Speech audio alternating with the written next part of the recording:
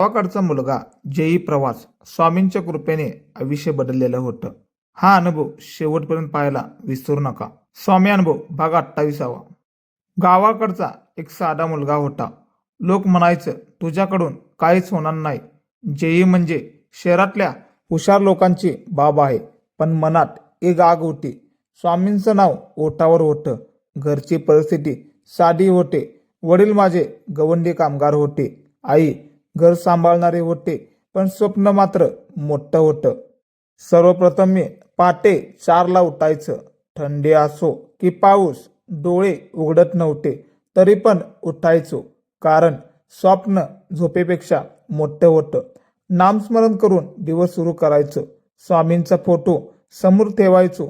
मनात एकच विचार, यावेळी काहीतरी करून दाखवायचं आणि अभ्यासाला बसायचो. खेडगाव असल्यामुळे क्लासही नव्हता चांगला. शहरात जावं लागायचं. बसने तासनतास प्रवास करायचो. कधी कधी पैसे माझ्याकडे कमी पडायचं. पण वडील म्हणायचं तू फक्त आणि फक्त अभ्यास कर का. ते उन्हातानात काम करायचे. हातावर सिमेंट चिकटलेलं पण चेहऱ्यावर विश्वास होता. एकट्या काकाने सरळ तोंडावर सांगितलं तू काय जेई काढणार. मन खूप दुखलेलं होतं. पण उत्तर मी त्यावेळी दिलेलं नव्हतं. मी फक्त एवढंच म्हटलं वेळ सर्व काही सांगल. फक्त मी मनात ठेवलेलं होतं. त्या दिवशी खूप जास्त अभ्यास केला होता. स्वामींचं नाव पण जपलेलं होतं. रागाला ऊर्जेत बदललेलं होतं आणि शांत मी राहिलेलं होतं. पहिला मॉक टेस्ट दिलेलं होतं. मार्क्स थोडे कमी आलेलं होतं. मन थोडं कसलेलं होतं. पण हार मी मानलेलं नाही. चुका लिहून काढलेल्या होत्या. परत अभ्यास केलेला होता. रात्री गुरुचरित्र वाचायला सुरुवात केलेलं होतं. एक अध्याय रोज ठरवलेला होता आणि संकल्पही केलेला होता. रोजचा टाइम टेबल पक्का झालेला होता. मोबाईल बाजूला ठेवलेला होता. मित्रांचे कार्यक्रम बंद केलेलं होतं. फक्त आणि फक्त अभ्यास आणि नामस्मरण एवढंच होतं. आई विचारायची थकत नाहीस का. मी म्हणायचो थकलं तरी चालेल पण स्वप्न थकायला नको.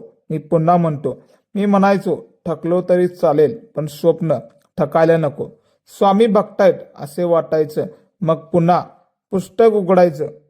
माझ्या गावात लाईट जायची. कधी कधी दिव्याखाली बसून अभ्यास केलेला होता. कधी मोबाईलचे टॉर्च लावून. पण थांबलेलं नाही. वडील रात्री उशिरी यायचे.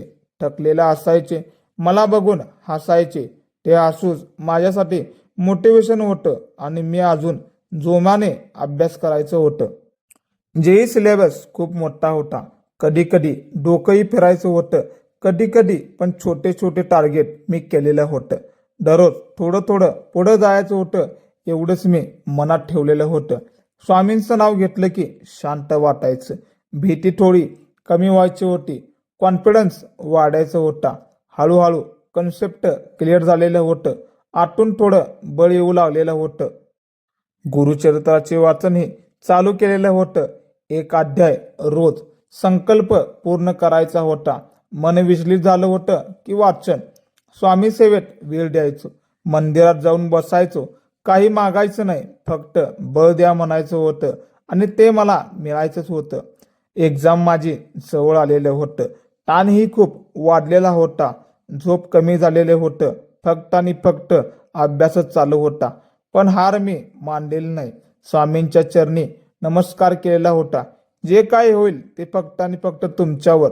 मन हलकं झालेलं होतं. पेपरला बसलो आणि शांतपणे सर्व काही नीट प्रश्न समजून घेतलं आणि शांतपणे पेपरही सविस्तर अगदी नीट आणि सुटसुटीत लिहिलेला होता. पेपर थोडा अवघड गेलेला होता. काही प्रश्न सोडले गेलेले होतं. पण पॅनिक मात्र अजिबात झालेलं नव्हतं. जे येत होतं ते परफेक्ट केलेलं होतं. वेळेला सांभाळलेला होता. मनात नामजप चालू होता. भीती थोडी कमी झालेलं होतं. कॉन्फिडन्स मी टिकवलेला होता. पेपर मी संपवलेला होता. रिझल्टचा तो दिवस आलेला होता. हात माझे थरथरत होते. नेट त्यावेळी स्लो होता. हर्ट जोरात धडधडत होतं. स्कोअर दिसला. डोळ्यात पाणी आलेलं होतं. जेही क्लिअर झालेलं होतं. घरात आनंद पसरलेला होता. स्वामींची कृपा जाणवलेलं होतं. आई रडली आनंदाने. वडील शांत उभे होते. त्यांच्या डोळ्यात अभिमान होता. मी त्यांच्या पाया पडलो. त्यांना फक्त एकच म्हटलो, मेहनत फळाला आलेला आहे. मी म्हणालो, सर्व काही स्वामींचीच कृपा आहे. तो क्षण अविस्मरणीय आहे. शब्दात मानणे अत्यंत कठीण होता. तर बाबांनो, हे सर्व काय झालं परीक्षा क्लिअरचं. आता पुढे कॉलेजचं प्रोसेस तयार झालेलं होतं. काउन्सिलिंग, डॉक्युमेंट, फॉर्मस सगळं काय माझ्यासाठी नवीन होतं. मी थोडं घाबरलेलं होतं, पण माहिती मी गोळा केलेलं होतं. योग्य ऑप्शन भरलेलं होतं. रँकप्रमाणे चॉईस दिलेले होतं आणि चांगलं कॉलेज पण मिळालेलं होतं. स्वप्न माझं पूर्ण झालेलं होतं. गावात बातमी पसरलेले होतं. ज्यांनी मला हसले होते तेच म्हणाले, लका खरंच कमाल केलास. मी काही बोललेलं नाही. मनात शांत आणि आनंदी होतं. कारण राग नव्हता, फक्त आणि फक्त समाधान होतं. स्वामींच्या कृपेचं, आई आणि वडिलांच्या कष्टाचं समाधान होतं. कॉलेजचा पहिला दिवस. नवीन लोक, नवीन वातावरण. थोडं मला कमीपणा वाटलेलं होतं, पण स्वतःला आठवण करून दिलेलं आहे, मी इथपर्यंत आलोय तर माझ्या मेहनतीने आलेला आहे. रात्रंदिवस काबाड कष्ट आणि मेहनत करून आलेला आहे. कोणाचं दान नाही. कॉन्फिडन्स मी ठेवलेला होता आणि पुढे चालत राहिलेलं होतं. स्वामींचे नामजपी चालू होतं. माझं इंग्लिश थोडं थोडं वीक होतं, कारण मी पहिल्यापासून मराठी शाळेमध्ये शिकलेलं होतं. जिल्हा परिषदच्या शाळेमध्ये इंग्लिश माझं थोडं वीक होतं, पण थोडं थोडं बोलायचं. मी शांत बसायचो, पण सुधारायचं मी ठरवलेलं होतं. दररोज थोडी थोडी इंग्लिशची प्रॅक्टिस केलेलं होतं. चुकलं तरी स्वतःवर स्वतः असलेलं होतं. हळूहळू मी सुधारलेलं होतं.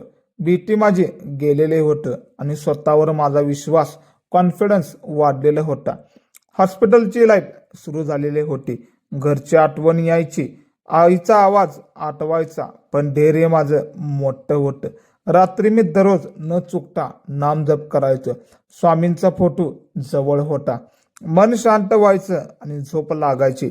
पुन्हा सकाळी उठायचो, नामजप करायचं आणि शांत झोप लागलेलं होतं. कॉलेजमधील सर्व काही विद्यार्थी भारी होती. त्यांची तयारी खूप स्ट्रॉंग होती. पहिल्या लेक्चरला मला काही समजलेलं नाही. ते थोडं कमीपणा वाटलेलं होतं, पण मी हार मानलेलं नव्हतं. लायब्ररीमध्ये जास्त वेळ कसं घालवायचं ते करत होतं. बेसिक पासून सुरुवात केलेली होती. हळूहळू माझ्यात थोडा कॉन्फिडन्स लेवल वाढलेला होता आणि जो काही गॅप होता तो गॅप मी भरून काढलेला होता. इंग्लिश बोलताना थोडी अडचण यायची. लोक हसायचं. कधी कधी मन कठोर केलेलं होतं. दररोज आरशासमोर प्रॅक्टिस केलेलं होतं. यूट्यूबवर थोडं थोडं लेक्चर पाहिलेलं होतं. नोटबुकमध्ये शब्द लिहिलेले होतं. हळूहळू प्रॅक्टिस माझी तयारीला आलेलं होतं. भीती माझी थोडी थोडी कमी झालेलं होतं आणि स्वतःवर माझा विश्वास बसलेला होता. वडील अजूनही गवंडी काम करत होतात. त्यांचे हात जखमी व्हायचे. फोनवर बोलताना थकलेले वाटायचं, पण म्हणायचं, तू पुढे जारलं का. तो आवाज एनर्जी द्यायचं. मी जास्त अभ्यास करायचो. त्यांच्यासाठी काहीतरी करायचं होतं. स्वामींच्या चरणी नमस्कार केलेला होता आणि धैर्य माझं आठवलेलं होता. पहिला सेमिस्टर एक्झाम आलेला होता. ताण खूप आलेला होता. रात्री उशिरापर्यंत अभ्यास. झोप खूप कमी झालेली होती पहिल्यासारखी, पण नामस्मरण सुरू होतं. पेपरला शांत बसलेलं होतं. जे शिकलो ते लिहिलेलं होतं. रिझल्ट चांगला आलेला होता. आत्मविश्वास पहिल्यापेक्षा दुप्पट झालेला होता. माझ्या जवळील मित्रही खरे भेटलेलं होतं. त्यांनी माझी खूप खूप मदत केलेली होती. ग्रुप तरी सुरू केलेले होते. कन्सेप्ट माझे क्लिअर झालेले होती. स्पर्धा हेल्थी होती. प्रेरणा वाढलेले होतं. पण मी इतरांना शिकवू लागले होतं. ज्ञान वाटलेलं होतं आणि बॉन्डिंग ही मित्रामध्ये वाढलेली होती. कधी कधी पैसेही खूप कमी पडायचं. फीज, बुक्स खूप महाग होते. स्कॉलरशिपसाठी अप्लाय केलेलं होते. डॉक्युमेंटसाठी गोळा केलेलं होतं. प्रोसेस मी नीट समजून घेतलेलं होतं. त्यासाठी स्कॉलरशिपसाठी धावपळ करत होतं, कारण पैशाची मला गरज होती. शेवटी मला मदत मिळालेलं होतं. मोठा भार हलका झालेला होता. ही सर्व काही स्वामींची कृपा मला जाणवलेले होते. गुरुचरित्र वाचनही चालूच होतं. संकल्प पूर्ण केलेलं होतं. मनात वेगळाच समाधान होता. सेवेत सातत्य ठेवलं तर कॉलेज प्लस भक्ती बॅलन्स केलेलं होतं. मन थोडं स्थिर राहिलेलं होतं. अहंकार कधी आलाच नाही, कारण गरिबातून मी जन्मलेलं होतं. शांतपणे प्रगती केलेलं होतं आणि पुढे मी चालत राहिलेलं होतं. लोकांची टोमणे माझ्यासाठी ऊर्जा स्रोते मूलमंत्र मी केलेलं होतं. इंटर्नशिपची वेळ आलेले होते.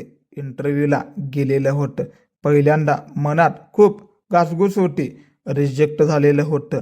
माझं मन खूप डोकलेलं होतं. पण पुन्हा तयारी केलेलं होतं. कम्युनिकेशन सुधारलेलं होतं. दुसऱ्या ठिकाणी मी सिलेक्ट झालेलं होतं.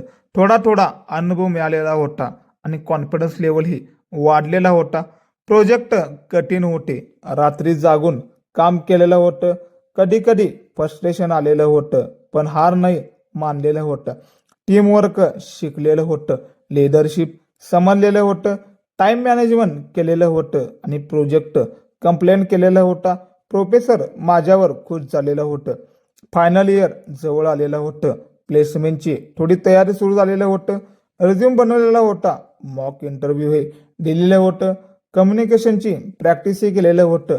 टेक्निकल थोडं थोडं मजबूत केलेलं होतं.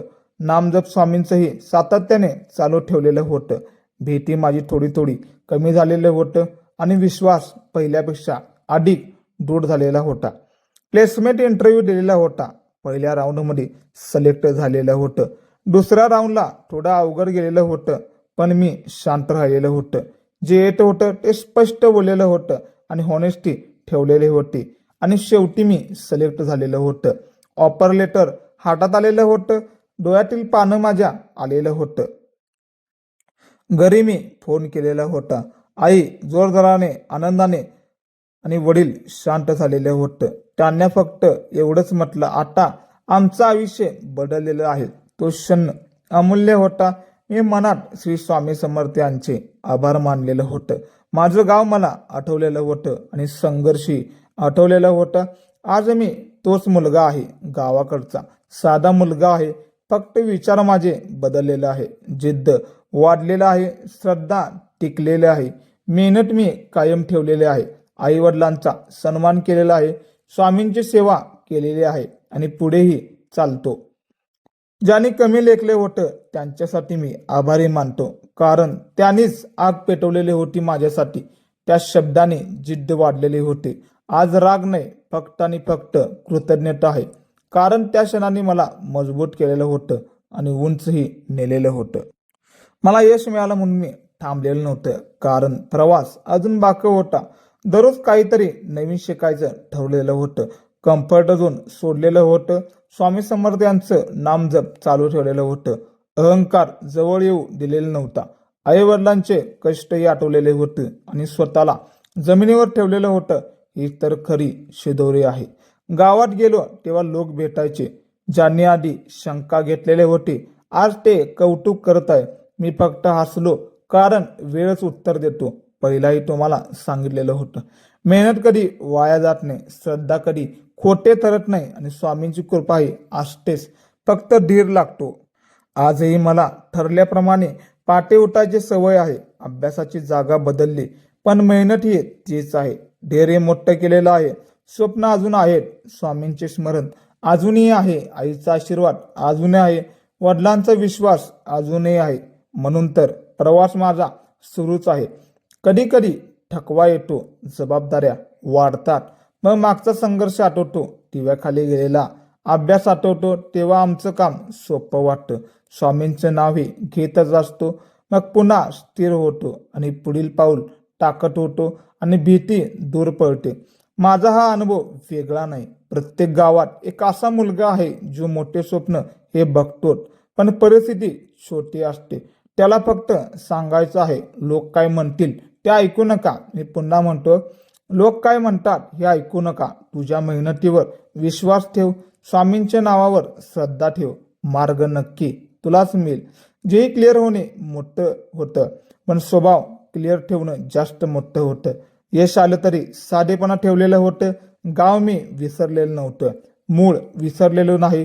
स्वामी सेवा मी कधीच सोडलेली नाही. गुरुचरित्र वाचन चालू ठेवलेलं आहे, कारण तेच बळ होतं. तेच खरी ताकद होती. आज जे काय आहे ते फक्त आणि फक्त माझं नाही, आईच्या अश्रूच्या, वडिलाच्या घामाचं, स्वामींच्या कृपेचं आहे. गावातली मातीची आहे, त्या अपमानाच्या आहे, त्या जिद्दीच्या आहे आणि त्या पाटे 4 वाजता उठण्याचा आहे.